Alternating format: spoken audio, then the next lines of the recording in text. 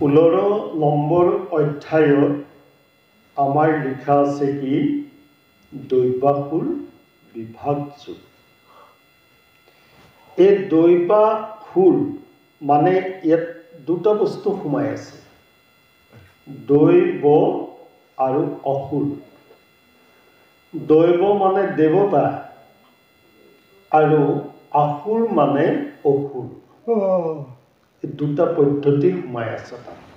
এইটোকে কৈছে দৈবাসুৰ বিভাগ যুগ। গতিকে যিসকল দেৱতা সদৃশ ঈশ্বৰ জ্ঞান কৰা লোকসকলে দেৱ অংশ ঈশ্বৰক বুজি পায়, ঈশ্বৰৰ অৰ্থে কাম কৰে আৰু সকলোবিলাক জীৱক ঈশ্বৰময় দেখে। আৰু অসুৰবিলাকে কি দেখে? জীৱটো দেখে, তাক পোহপালনো কৰে, মৰম চেনেহো কৰে, কিন্তু মাৰিবৰ সময়ত সেই মৰমটো নাইকিয়া হৈ যায়। এইটো অসুৰ স্বভাৱ। এইটো হৈছে অসুৰ স্বভাৱ। যেনেকৈ আমাক গীতাতে লিখিছে, আগতে কৈ গৈছে যে এটা মেকুৰীয়ে যদি নিজৰ পোহনীয়া এটা জন্তু অৰ্থাৎ জীৱ, যেনেকৈ হাঁহ এটাই হওক, পাৰ এটাই হওক, যদি কামুৰি পেলাই মাৰে, তেতিয়া মেকুৰীটোক কিমান গালি পাৰিব? বহুত গালি পাৰে। কিন্তু যদি বেলেগ এঘৰৰ পৰা সেই মেকুৰীটোৱে এটা হাঁহ কামুৰি আনি যদি এই মানুহ ঘৰত দিয়ে, তেতিয়া আকৌ আনন্দ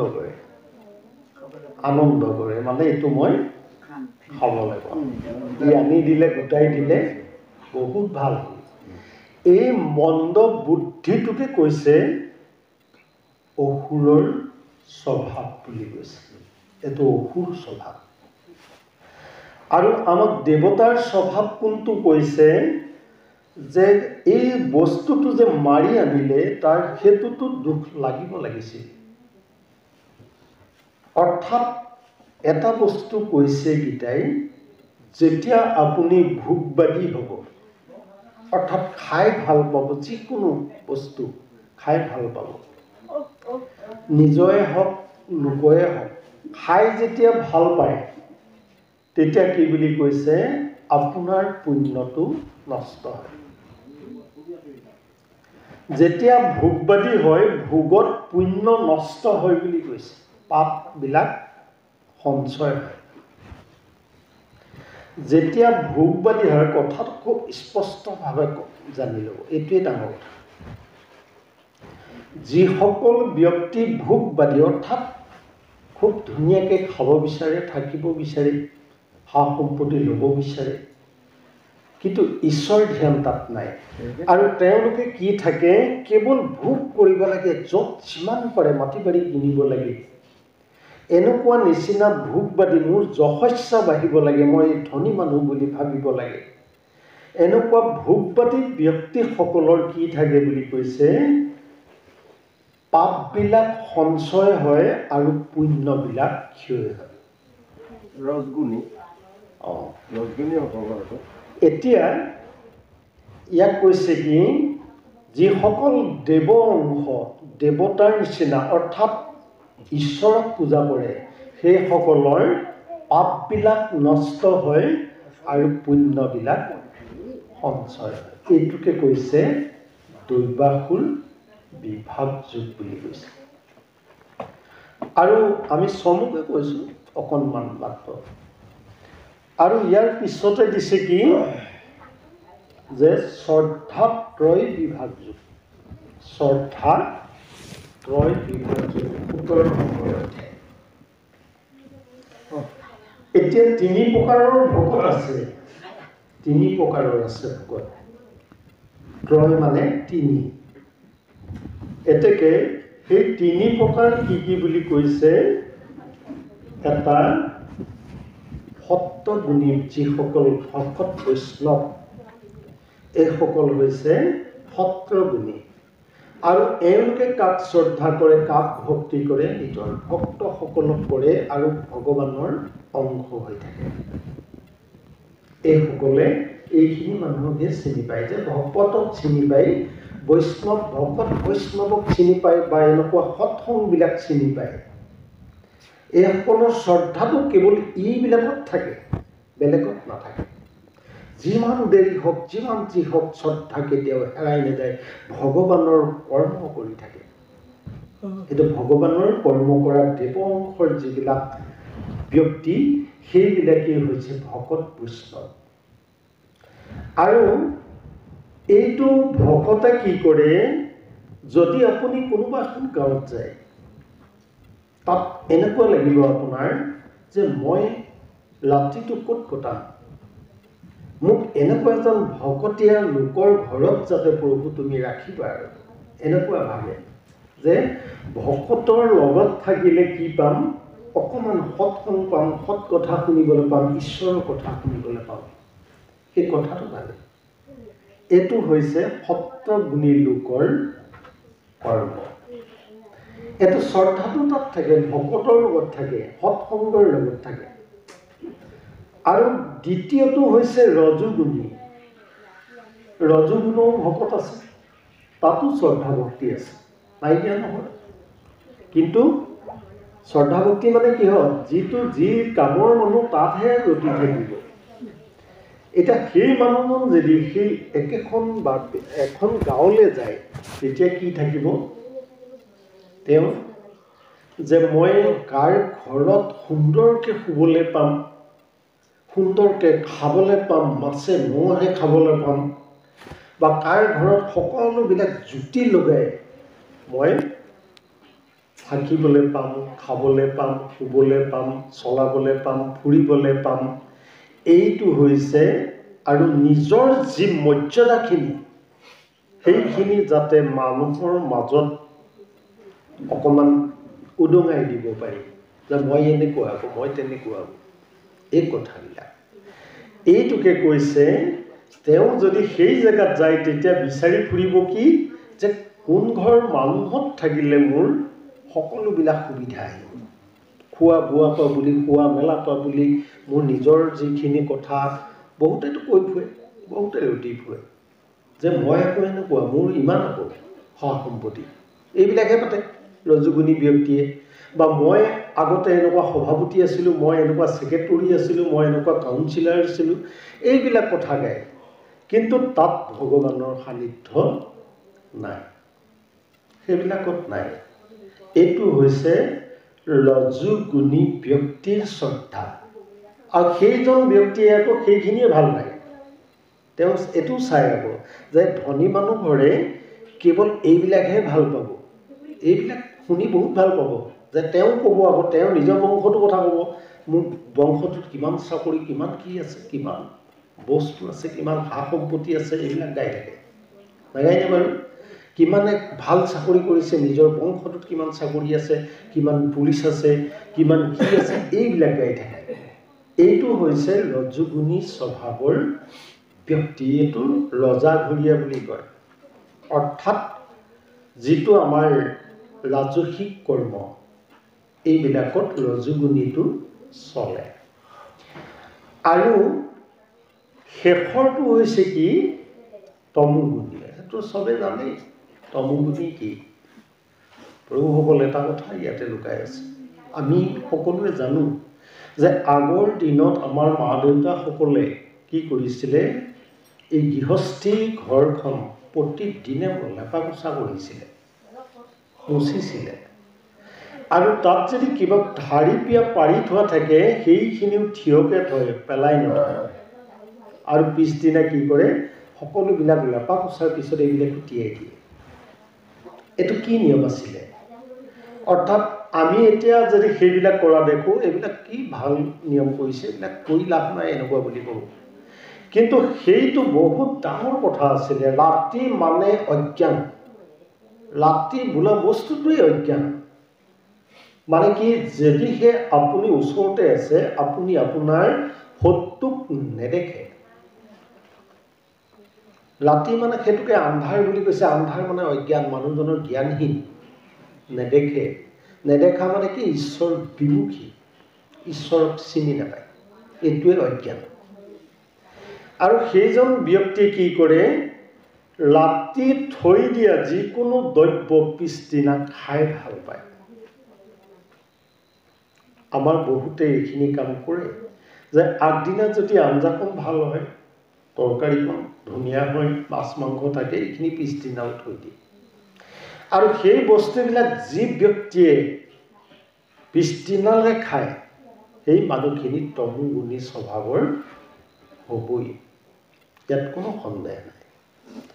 আৰু যি অখাদ্য, যি অগম্য, য'ত যাব নালাগে, য'ত খাব নালাগে, যিটো বস্তু এৰিব লাগে, এই সকলোবিলাক এই তমোগুণী ব্যক্তিসকলে কৰে।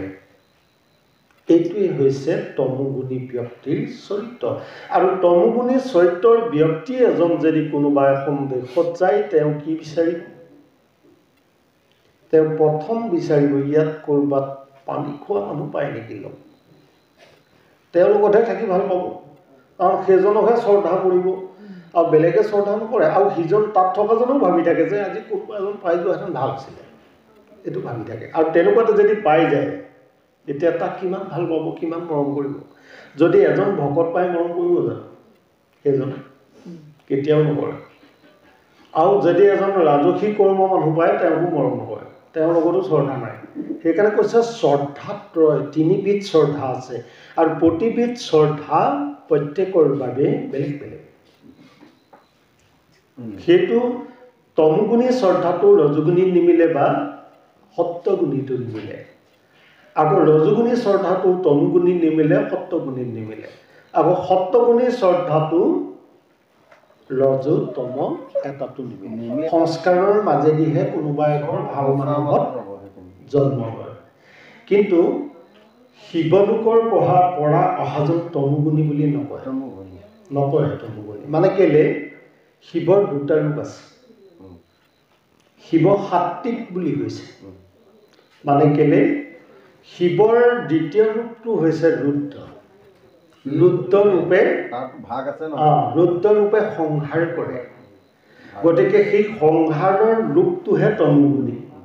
কিন্তু তমোগুণী মানে কি, যিটো এই বিচাৰ বুদ্ধি বিবেচনা তেওঁৰ লগত একেবাৰেই নাই। সেইকাৰণে আপোনাৰ এইটো ঘোষাত লেচাইত মাধৱ পুৰুষে লিখিছে, কৃষ্ণ এক দেৱ দুঃখহাৰী, কাল মায়া দুই অধিকাৰী।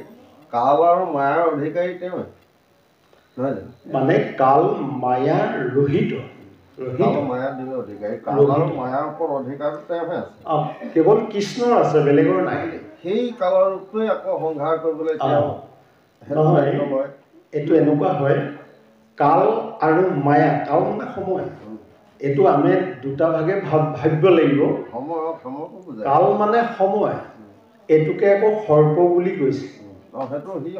এইটো সৰ্প বুলি কৈছে, মানে কি জিভাখন মেলি আছে, মানে আপোনাৰ প্ৰতিদিনৰ যিমান আয়ুস আছে, সেই প্ৰতি ঘণ্টাত সেই আয়ুসটো কালটোৱে খাই আছে, মিনিটত খাই আছে, ছেকেণ্ডত খাই আছে। সেইকাৰণে আমাক কি বুলি কৈছে, বহুতে কয় যে আমি সময় বয়স হ'লে, বয়সৰ অনুক্ৰমেহে আমি হৰিনামলৈ যাম বা এই ধৰ্মবিলাক আমি ল'ম। কিন্তু আমাৰ এই বস্তুটো এনেকুৱা নহয়, আমাৰ এই বস্তুটো এনেকুৱা নহয়। কি নহয়? অৰ্থাৎ সময়ক লৈ কাম কৰিবলৈ মানা কৰিছে। কি কাম কৰিবলৈ মানা কৰিছে? বোলে আমি সময় হ'লে ধৰ্ম ল'ম, এই কামটো কৰিবলৈ নাই কোৱা। মানে সময় বস্তুটো এনেকুৱা, যিটো সময় আপুনি মই কেতিয়াও ধৰি ৰাখিব নোৱাৰোঁ, বা আপোনাৰ মৃত্যু কেতিয়া আছে, কিমান সময়ত আছে, যদি আপুনি ভাবি বুজি পালেহেঁতেন, তেতিয়া আকৌ আপুনি পাৰিলেহেঁতেন যে মই আজিৰ পৰা নলওঁ, সেই কাইলৈ পৰা ল'ম। কিন্তু মৃত্যুটো কোনেও নাজানে, কাইলৈ কি হ'ব, এতিয়া কৈ থকাৰ পিছত কি হ'ব, একো নাজানে। সেইকাৰণে সময়ৰ প্ৰতি লক্ষ্য ৰাখি আমি অনবৰতে কৃষ্ণ নাম বা ভগৱানৰ যিকোনো নামেই সিদ্ধ নাম ভগৱানৰ প্ৰতিটো নামকে সিদ্ধ নাম বুলি কৈছে। যিটো নামে আপুনি এক কৰি লয় বোলে এই নামেই মোৰ সাৰ তত্ত্ব, গতিকে সেই নামটোৰ পাছে পাছে বাকী নামবিলাক ঘূৰি ফুৰে বুলি কৈছে। গতিকে এই তিনিটা গুণৰ শ্ৰদ্ধা ব্যক্তিসকলেই শ্ৰদ্ধাতয় বুলি কৈছে। মানে এই তিনিবিধৰ তিনিটা। এতিয়া আমাৰ যিটো অষ্টাদশ অধ্যায়, এইটো একেবাৰে শেষৰ কথাখিনি কৈছে। শ্ৰদ্ধাতয় বিভাগ যোগ মানে কি বুলি কয়, সন্ন্যাস যোগ মানে, সন্ন্যাস মানে এৰিলে, চব এৰিলে, বাদ দিলে। সংসাৰৰ মায়া মোহ কিবা কিবি যিমান যি আছিলে সকলো বাদ দি দিয়াকে সন্ন্যাস বুলি কৈছে। সন্ন্যাসৰ অৰ্থটো ঘূৰাই ফুৰে, অৰ্থাৎ এৰি দিয়া, এৰি দিলে, চব এৰি দিলে। সেইকাৰণে যদি এজন বৃদ্ধ বয়সীয়াল ব্যক্তিক যদি সোধা যায় যে দেউতা, তেওঁতো মাত মাতিবই নোৱাৰা হৈ আছে বা কথা ক'বলৈও ইমান হেৰি নাইকিয়া হৈ আছে, তেওঁক যদি সোধা যায় কি বুলি ক'ব যে দেউতা আপুনি সংসাৰখনত কি পালে, তেতিয়া সেই বুঢ়াজনে কি বুলি ক'ব, এইটো চমুকৈ কৈছোঁ যে বুঢ়াজনে কি বুলি ক'ব যে বোপাই এই সংসাৰখনত একো নাই, একো নাই বুলি ক'ব। কিন্তু ঢেৰটো আছিলে, সংসাৰখনত বহুত আছিলে, ডেকা যৌৱন কাল এইবিলাক তিনিটা চাৰিটা স্তৰ ভাগ কৰি দিছে যে এই চাৰিটা স্তৰত বহুত বস্তু লাভ কৰিছে সংসাৰখনত, কিন্তু লাষ্টত কি বুলি ক'লে একো নাই বুলি কৈ দিলে। অৰ্থাৎ সেই শেষৰ সময়ত তেওঁ বুজি পালে যে এইবিলাক আমি যিবিলাক আশা কৰিছিলোঁ, যিবিলাক ভাবিছিলোঁ, যিবিলাকে সঁচা সঁচা বুলি ভাবিছিলোঁ, এইবোৰ চব মিছা, অদৰকাৰী। আৰু সেইকাৰণে লাষ্টত তেওঁ সেই জ্ঞানটো পালে কি যে সংসাৰখন অসাৰ, ইয়াত একো নাই, সাৰ নাই। কিন্তু ইয়াতেই চব আছিলে, কিন্তু তেওঁ বুজি পালে কি ইয়াত একো নাই। অৱশ্যে ইয়াতে আকৌ ভাগ ভাগ কেইবাটাও আছে, এইখিনি কথা ক'বলৈ নাযাওঁ। কিন্তু কথা হ'ল কি মুখ্য যুগ বুলিও কয়, সন্ন্যাস যুগটোক মুখ্য যুগ বুলিও কয়। যিসকল ব্যক্তিয়ে সকলোবিলাক গীতাৰ গোটেই তত্ত্ববিলাক বুজি ল'লে, বুজাৰ পিছত তেওঁ মুখ্য লাভ কৰিব পাৰে। আৰু সেইকাৰণে কি বুলি কৈছে, অৰ্জুনকো কৃষ্ণই সুধিছে, হে অৰ্জুন মই অষ্টাদশ অধ্যায়লৈকে তোমাক ইমানখিনি জ্ঞান কথা ক'লোঁ, গতিকে তুমি বাৰু তোমাৰ যিখিনি মায়াত যিটো পৰি আছিলা বা যিটো মোহত পৰি আছিলা, শোকত পৰি আছিলা, এইবিলাক দূৰ হ'লনে তোমাৰ? তেতিয়া কৈছে অৰ্জুনে, তেতিয়া কৈছে কি বুলি কৈছে যে হে সখা, হে জনাৰ্দন, হে কেশৱ, মোৰ এতিয়া একো মোহ নাই, একো দুখ নাই, আৰু একো বেয়া বস্তু মোৰ লগত নাই, সকলোবিলাক শেষ হৈ গ'ল। মাত্ৰ মই এতিয়া তোমাৰ মতেহে, তোমাৰ কথাৰ মতেহে, তোমাকেই তুমি যি কোৱা মই সকলো মানি ল'ম বুলি ক'লে। অৰ্থাৎ বাকীবোৰ চব বাদ দি দিয়ে। এইটোৱে হৈছে মুখ্য যুগৰ মূল কথা। আমি এতিয়া ঘৰখনৰ বিষয়ে বা নিজৰ গাঁওখনৰ বিষয়ে বা নিজৰ সমাজখনৰ বিষয়ে যিমান যি ভাবিছোঁ বা যি কিবা এটা কৰি নিজৰ কিবা এটা নিজৰ যিটো মানে অভিজ্ঞতা এইটো প্ৰদৰ্শন কৰিব বিচাৰি ফুৰিছোঁ, এইবিলাক মিছা বুলি কৈছে। এইবিলাক কোনো অৰ্থ নাই। অৰ্থ ক'ত আছে? যিজন পুৰুষ এই হৃদয়তে আছে, সেই পুৰুষজনক যদি আমি এবাৰ ভাবি পেলাই পাই যাওঁ, তেতিয়াই আপুনি এই শৰীৰৰ সমংশ সকলোবিলাক ত্যাগ কৰি আপোনালোকে সেই ঈশ্বৰ কৃষ্ণক বুজিব পাৰিব। এইটোৱেই হৈছে মুখ্য যুগৰ মূল কথা। বাৰু এতিয়া আজি যিহেতু আমি শেষৰ সময়ত পালোঁ, এই সময়ছোৱা আৰু এটা ছেট আছে মাত্ৰ, এই ছেটটো আমি পঢ়িম। আৰু লগতে আমাৰ যিসকল গৃহস্থীসকল ইয়ালৈ আহক, এইখিনিত আহি তেওঁলোকো ধুনীয়াকৈ শেষৰ সময়কণ মই কথা এষাৰ সুধোঁ। এই 17 তম বুলি ক'লে যে 3টা গুণ, 3জন গৰাকী বুলি ক'লে, এই 3জন গৰাকী ধৰক আপোনাৰ ব্ৰহ্মা বাপেকে যদি মাংস খাইছিলে, এতিয়া ব্ৰহ্মাৰ তেজ মাংসৰ লগত সম্পৰ্ক আছিলে বা বিষ্ণু ভগৱন্তৰ পুত্ৰ বিষ্ণুৱে যেনিবা আপোনাৰ ক্ষীৰ খাইছিলে, তেতিয়াহ'লে বিষ্ণুৰ পুত্ৰৰ গাত ক্ষীৰৰ তেজ আছিলে বা শিৱইতো একদম ধৰকচোন বহুতখিনি বস্তুৱে খাইছিলে, নহয়নে বাৰু? তেখেতৰ পুত্ৰৰ গাত তেজৰ যে তেখেতৰ তেজ মংগবিলাক সেই ধৰণৰ আহাৰৰ লগত জড়িত আছিলে। এইটো কথা মানে কথা এনেকুৱা যে আমাৰ পিতৃ এগৰাকী ধৰি ল'লোঁ, এজন পিতৃ যেনেকৈ আপোনাৰ এই বস্তুটো প্ৰশ্নটোত এটা সুন্দৰ উদাহৰণ আছে। হিৰণ্যকশিপু কেনেকুৱা আছিলে, কোনো জীৱকে ভাল নোপোৱা আৰু ঈশ্বৰৰ সম্পূৰ্ণ বিৰোধী, আৰু ঈশ্বৰৰ তেওঁ যিহেতু অসুৰ কি খাদ্য খায়, বেয়াবিলাকেই খায়, ভালটো একো নাখায়। গতিকে কিন্তু যদিহে তেওঁৰ পত্নী অৰ্থাৎ যিগৰাকী প্ৰকৃতি বুলি কয়, আৰু প্ৰকৃতি আমাৰ জীৱক কয়, গতিকে পুৰুষখন কোন বুলি আছে যে পৰমাত্মাই পুৰুষ আৰু পুৰুষ নাই বেলেগ, গতিকে সেই জীৱটো হৈছে প্ৰকৃতি।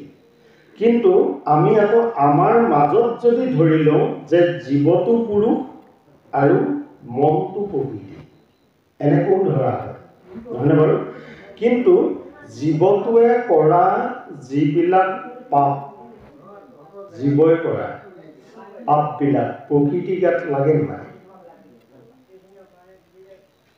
প্ৰকৃতি গাত লাগে নাই? যেনেকৈ যিহেতু কৈছিলে এটা কথা যে ৰত্নাকৰে বহুত পাপ কৰিলে, হয়নে? বহুত পাপ কৰা নাই জানো? কিন্তু সেই পাপৰ ভাগিটো প্ৰকৃতিয়ে ল'লে জানো? নল'লে। কিন্তু এতিয়া ঠিক তেনেধৰণে এই হিৰণ্যক্ষই যিমান যি পাপ কৰিছিলে, প্ৰকৃতি শুদ্ধ হোৱাৰ বাবে কিন্তু প্ৰহ্লাদৰ নিচিনা ব্যক্তিৰ জন্ম দিব পাৰিলে। যদিহে সেই দুইটাই বেলেগ হ'লহেঁতেন, বেয়া হ'লহেঁতেন, তেতিয়া কিন্তু প্ৰহ্লাদৰ নিচিনা সন্তান জন্ম দিব নোৱাৰিলে। যিহেতু প্ৰয়াস হৈছিলে বিষ্ণু ভক্ত, হয়নে? আৰু হিৰণ্যক্ষ আছিলে বিষ্ণুৰ বিপৰীত, বিষ্ণুক বধ কৰিবৰ কাৰণে ধ্যান কৰিছে। গতিকে এই দুইটাই পাৰ্থক্য হ'ল। কিন্তু এই দুইটাৰ পাৰ্থক্য হোৱাৰ স্বত্তেও যেতিয়া প্ৰয়াসটোৱে বিষ্ণুৰ জ্ঞান কৰিছিলে, বিষ্ণুৱে তেওঁক সহায় কৰিছিলে, আৰু সেই সহায়টোৰ কাৰণে কিন্তু প্ৰহ্লাদৰ নিচিনা সন্তান জন্ম দিলে। এইটো একমত। অৰ্থাৎ আমিও যদি আপোনাৰ যিয়েই নাখাওক, যিয়েই নকৰক, যদি আপোনাৰ সেই সময়কণত, সেই শুদ্ধ সময়কণত, যিটো জাত সময়, সেই সময়কণ যদি আপোনাৰ পত্নীগৰাকীয়ে যদি খুব সুন্দৰভাৱে ইয়াক বাছি লৈছে, ঈশ্বৰ তত্ত্ব হিচাপে বাছি লৈ ঈশ্বৰ ধ্যান কৰি আছে, কিন্তু আপুনি নাই কৰা, তেওঁ কিন্তু কৰিছে। গতিকে সেই কৰাৰ কাৰণে কিন্তু ঈশ্বৰে এদিন এনেকুৱা এটা সুমংগল পথ দিব, সেই পথটোৰ মতে আপুনি কিন্তু পত্নীৰ কথা মতে চলিত হৈ পত্নী এনেকুৱা চতুৰ কৰি পেলাই আপোনাক কি কৰি দিব, সন্তানটো জাত দিব। এতিয়া প্ৰয়াসবোৰ তেনেকুৱাই কৰিছিলে। এতেকে মানে কি, এই যিটো সন্তান লাভ কৰা, যিটো তেজ যায় বুলি কৈছে আপুনি, বা চৰিত্ৰ যায় বুলি কৈছে, নহয় জানো? এইটো ইয়াত গ'ল জানো প্ৰহ্লাদৰ গালে? প্ৰহ্লাদৰ গালেতো নগ'লে। গতিকে ঠিক তেনেধৰণে যদিহে দুয়োটা প্ৰকৃতি পুৰুষৰ দুয়ো নিয়ন্ত্ৰণত হ'ব, প্ৰকৃতি আৰু পুৰুষৰ মাজত অৰ্থাৎ জীৱ আৰু মনৰ মাজত কোন আছে? মাধৱ আছে। কোন? পৰমাত্মা। সেইজনেহে সেই দুইটাকে নিয়ন্ত্ৰণ কৰি ৰাখিছে। গতিকে সেইটোকে যিজনে বাছি ল'লে, বুজি পাই গ'ল, সেইজনৰ বাবে তেনেকুৱা বেয়া কাম কৰা মানুহৰ মাজতো ভাল চৰিত্ৰৰ সন্তান জন্ম হয়। আকৌ ছেকেণ্ডলৈ আহোঁ। এতিয়া সৈনাখলৈ আহিলোঁ।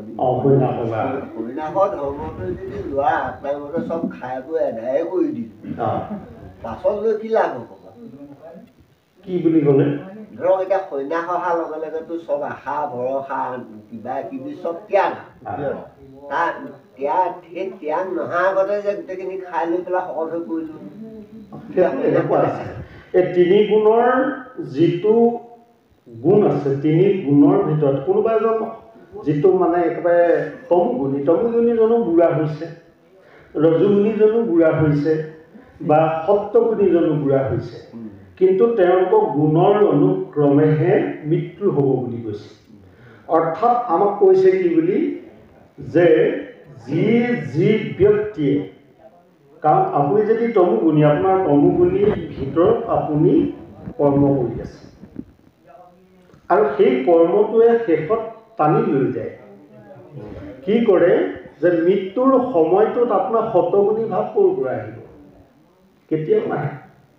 গতিকে সেই সময়টোত আপোনাৰ যেতিয়া বেয়া ভাৱটো আহিব, বেয়া ভাৱ কৰি থকা মানে বেয়াটোৱে আহিব, ভাল চিন্তা নাই।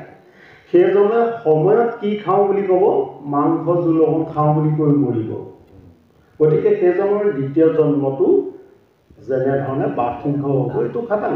যিটো আপুনি ভাবিলে ভাবি ভক্তি সেইটো লাইনত যাব। কিন্তু এনেকুৱা নহয় যে আপুনি তমুগুণী কিন্তু শেষত কৈ দিলে আৰু ৰাম বুলি ক'বই নোৱাৰে, মানে সেইটো সম্ভৱেই নহয়। তেওঁৰ মনত সেইটো নাহেই, কেতিয়াও নাহে, সেইটো নাহে।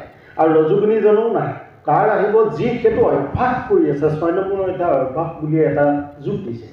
অৰ্থাৎ তাত চিন্তা কৰি আছে, ভগৱানো কৈছে যে তুমি অভ্যাস কৰা, অভ্যাসৰ বলত কিন্তু তোমাৰ সকলোবিলাক সাৰ্থক হ'ব। আজি নহয়, কাইলৈ নহয়, পৰহিলৈ নহয়, এদিন কিন্তু তুমি সাৰ্থক কৰিব। যেনেকৈ ৰত্নাকৰকো সেইখিনি কৈছিলে যে তুমি অভ্যাস কৰা, যিটো মৰাম বুলি কৈছিলে, এই মৰাম কওঁতে ৰাম আহি গ'ল, আৰু ৰাম আহিলতে তেওঁ পূৰ্ণ কাম সিদ্ধি হ'ল।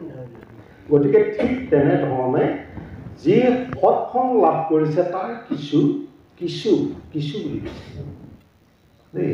গতিকে এনেকুৱা কথা যে এজন সত্যগুণী ব্যক্তিয়েহে সত্যগুণী চিন্তা কৰিব, আৰু ৰজুগুণী ব্যক্তিয়ে ৰজুগুণী চিন্তা কৰিব মৰণৰ সময়ছোৱাত, আৰু সেই অনুক্ৰমে পিছৰ জন্মটো লাভ কৰিব।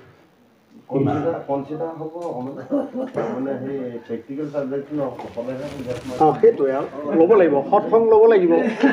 এতিয়া ধৰি লওক এই সৎসংটো লাভ কৰিছে কোনোবা তমুগুণী ব্যক্তিয়ে, কিন্তু কিঞ্চিত কিবা এটা লাভ। যেনেকৈ বহুত দূৰত জ্বলি থকা জুইকুৰা দেখিলে, জাৰত কঁপি থকা এজন মানুহে যেতিয়া বহুত দূৰত একুৰা জুই জ্বলি আছে দেখিলে, দেখি পেলাই কিন্তু ভাবিলে যে এই জুইকুৰা ওচৰলৈ গ'লে কি হ'ব, অকণমান নিশ্চয় গৰম পালোহেঁতেন। কিন্তু এনেকৈ ভবাৰ লগে লগে অকণমান গৰম কিবা এটা আহিলেই গান আহি গ'ল। আৰু যদি এইটো ভাৱটো কেনেকৈ আহিলে, যে এনেকুৱা সৎসংগত এদিন তেওঁ হ'লেও উপস্থিত হৈছিলে, শুনিছিলে, সেইকাৰণে সেই ভাৱটো পিছৰ যুগটোত, পিছৰ জন্মটোত আহিব। পূৰ্বৰ সংস্কাৰটো যদি অত্যাধিক বেয়া থাকে, সেইজনক আপুনি বান্ধি আনিলেও ইয়াত নাথাকে, কেতিয়াও নাথাকে। আৰু কি কৰিব, তেওঁ নিজে নুশুনাই বেলেগকো আমনি কৰি থাকিব আহিলোঁ। গতিকে যদি আমি আগত কোৱাৰ নিচিনাকৈ যে কোনোবা এজন ব্যক্তি কিন্তু এনেকুৱা এখন সমাজত অকণমান শুনা ব্যক্তিজনে কিন্তু সেই পিছৰ জন্মটোত এনেকৈ অকণমান আগলৈ ঠেলা এটা মাৰিব, এনেকুৱা হৈ এটা সময়ত পূৰ্ণাংগ মানুহ হয়। আমি এতিয়া মানুহ আকাৰত আছোঁ, আকাৰ লৈ আছোঁ, কিন্তু কিমান কেনেকুৱা, কাৰ কেনেকুৱা কি হৈ আছে ভিতৰত, ভাৱনাটো কেনেকুৱা, সাত্বিক এনে, ৰজু এনে, তমু এনে, সেইটো নিজে নিজে উপলব্ধি নহয় কৰ্মৰ পৰিচয় দিব গুণে পৰিচয় দিব আমি নিজৰ নিজে পৰিচয় নিদিওঁ নহয় সেইটোৱেই এজন মানুহক 10জনে ক'ব বোলে এজন কিন্তু এনেকুৱা সেইগৰাকী মানুহক আইসকলৰ ভিতৰত আপুনি মানুহগৰাকী কিন্তু এনেকুৱা কথাটো কৈছোঁ এই গুণ চৰিত্ৰবিলাকেই মানুহ প্ৰকাশ পায় গুণ চৰিত্ৰটোৱে মানুহতে কোনটো লাইনত আছে বুলি পোৱা যায় গতিকে সেই ভাগ জীৱৰ ভাগ লাইন চিন্তা ভাগৰ লাইন লাগিব লাইনটো মতে কাম হ'ব চাকিত তেল থকা লাগে তেল নাথাকিলেনো ক'ৰপৰা জ্বলিব বাৰু কৃষ্ণ বাৰু এতিয়া আমি সামৰণিলৈকে যাওঁ আৰু এতিয়া আমি সামৰণি মাৰিম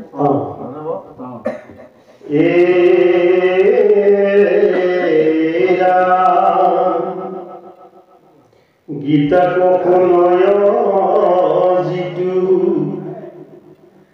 শুদ্ধ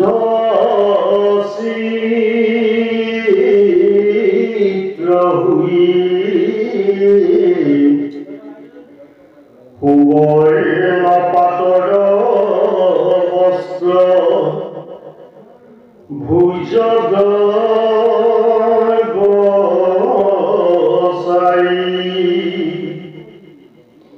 প্ৰীতি হেতু পৰমাত্মা উৎসৰ্গ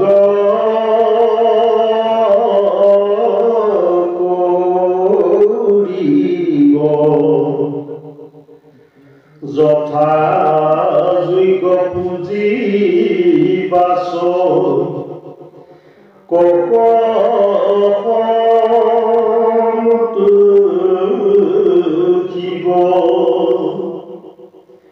সুবৰ্ণ সহিতে বস্ত্ৰ দৈব দিব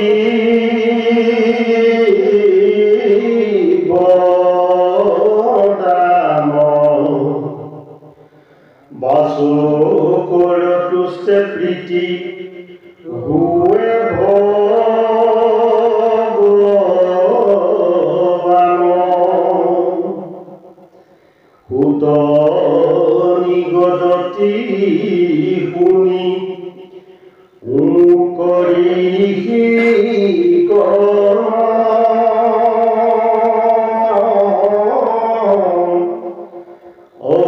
অৰ্জুনয়াগত স্বয়ং কহে নাৰায়ণ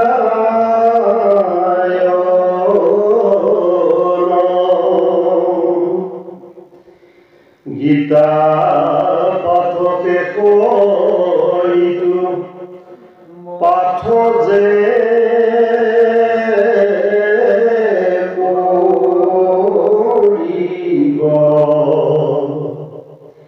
তেকে পাঠৰ ফল সিজন লভিব গীতা পাঠ কৰি যদি মাহাত্ম্য পঢ়ে বিঠাতে সিজন গীতা ও পাঠ কৰি মৰে মাহাত্মা পঢ়িতে গীতা পঢ়ে কিবা শুনে অলপ পৰম গতি চুতাজনে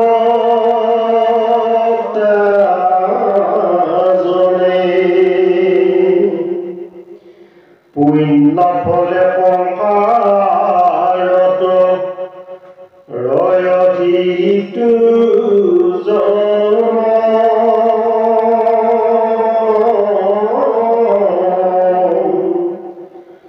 অৰ্থ শুনি মাহাত্মকে কৰিলে